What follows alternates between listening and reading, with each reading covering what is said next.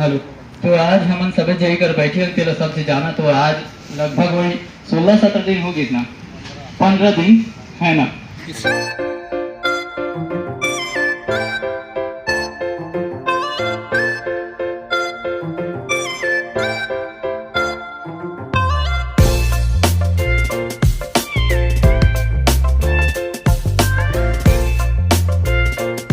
अपना शुभ नाम बताइए सर। मैं सूरज कुमार गुप्ता, प्रभावित ग्राम तिलईपाली का हूँ, जो कि एनटीपीसी कोल माइन प्रोजेक्ट में गया है, जो आठा गांव का एक गांव है। तो आज आप किन मांगों को लेकर यहाँ पर धरने को बैठे हैं? हम लोग का तो मुख्य मांग 8 मांग है, जिसमें मुख्य मांग जो है वो 4 गुना है। भूमि का जो मुआवजा है अधिनियम 13 के तहत नए अधिनियम जो कानून बना है उसके तहत दिया जाए, जिसमें बाज़ार मूल्य के 4 गुना रेट जो भारत सरकार द्वारा दिया गया जो गाइडलाइन है उसके आधार पर दिया जाए। और दूसरा यह है कि पेशा कानून जो हमारा क्षेत्र जो है वो 5वां अनुसूचित क्षेत्र है, जो 8 गाँव है। यहाँ पे पेशा कानून का नियम का पालन नहीं किया जा रहा है एनटीपीसी द्वारा, जो कि सही नहीं है। इसके ऊपर भी कार्रवाई की जाए, ये हमारी मांग है। और हर गांव से ग्राम सभा कर वहाँ से सहमति प्राप्त करने के बाद मतलब खनन कार्य किया जाए। और तीसरा मांग ये है कि पुनर्वास, हमारा क्षेत्र 2019 में मुख्यतः खदान चालू हुआ, उसके बाद इस बीच में 2006 में जो पुनर्वास दे रहा है, 2006 को देख के कट ऑफ डेट जो 5/12/2006 बनाया गया है उसके तहत दिया जा रहा है।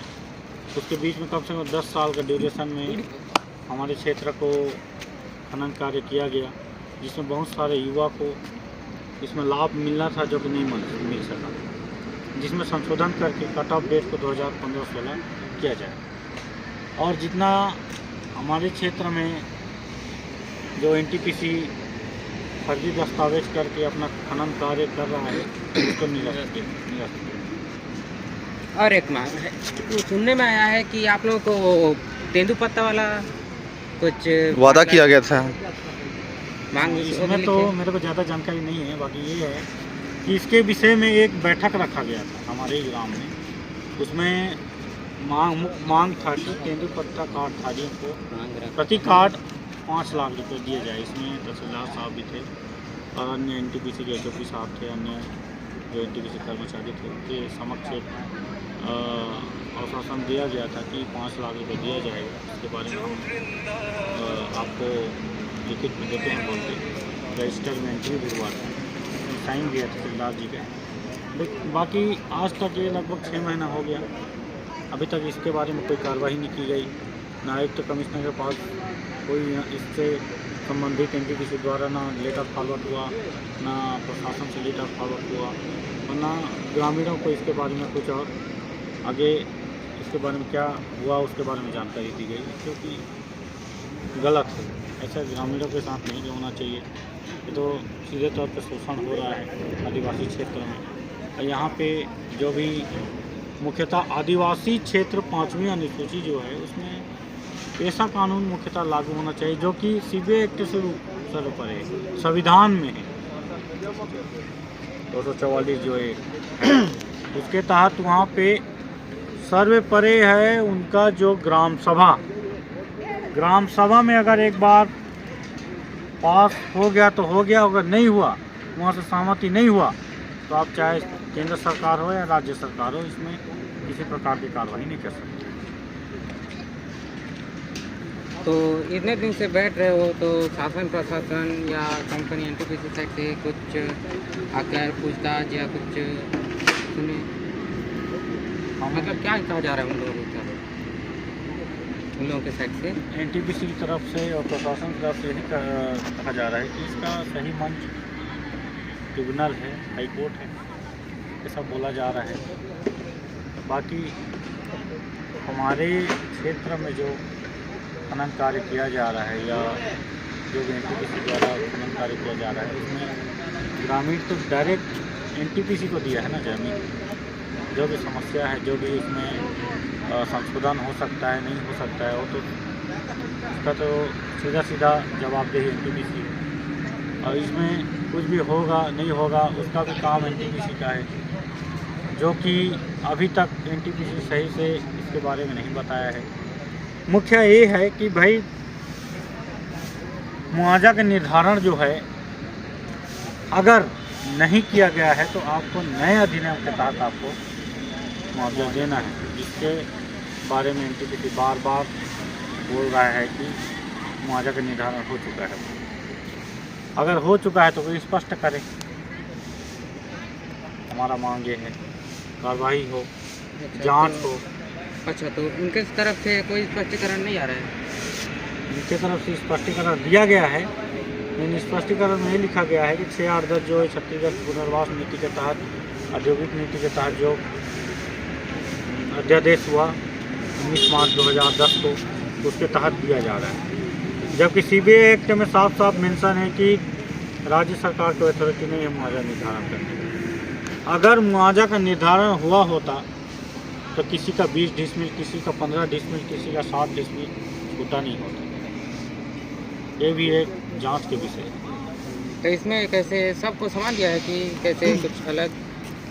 ये व्यक्तिगत इकरारनामा के तहत दिया गया है, जो मैं पूर्व में बताया कि जो छत्तीसगढ़ औद्योगिक नीति जो है उसके तहत 6-8-10 के रेट में दिया गया है, जो ज़मीन का रेट।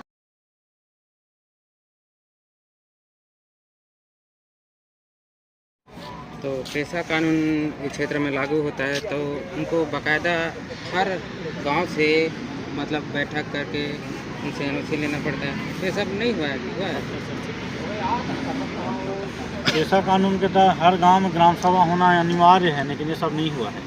ये लोग करवाए हैं पंचायत से, जो कि फर्जी तरीके से करवाया गया है, जो कि हमारे हिसाब से सही नहीं है। ग्रामीणों के साथ में ये अन्याय है, धोखा है। इसके बारे में भी विगत जांच होनी चाहिए, इसके ऊपर कार्रवाई की जानी चाहिए, हमारी मांग।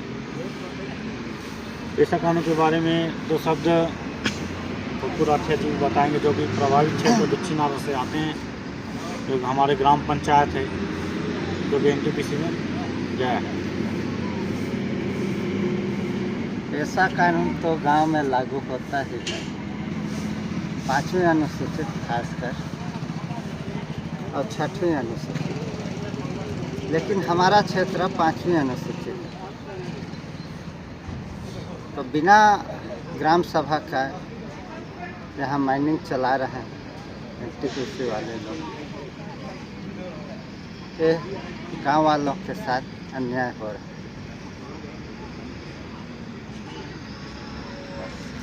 अच्छा, तो अजी ज़्यादा लंबा नहीं करें, पैसा कानून लालच होने। आप लोग क्या चाहते हो? वो उनके द्वारा जो हमारी कहा जो जा रहा है सभी- कि उधर हाई कोर्ट या सुप्रीम कोर्ट के लिए बोल रहे हैं, तो क्या वहाँ जाओगे या तो यहीं जो आप लोग मांग कर रहे हो कोर्ट से लोगे या यहीं? आप लोग क्या चाहते हो? हम तो यही चाहते हैं कि हम ज़मीन दिए हैं एनटीपीसी को, और निराकरण करना है एनटीपीसी को, मुआवजा देना है एनटीपीसी को। तो जब यहाँ पे हो सकता है तो हम कोर्ट क्यों जाएं? कोई प्रकार का अगर गलत होता है तो हम तो शुरुआती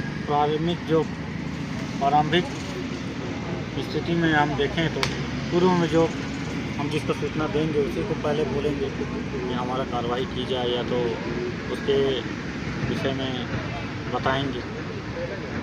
तो एनटीपीसी को हमारी जो समस्या है उसके बारे में पता है, फिर भी वो जवाब में गोल मोल उसको दिया है जवाब। हम क्वेश्चन कुछ और किए हैं, वो जवाब कुछ और दिया है। तो इससे साफ पता चलता है कि एनटीपीसी फर्जी तरीके से कार्य कर रहा है।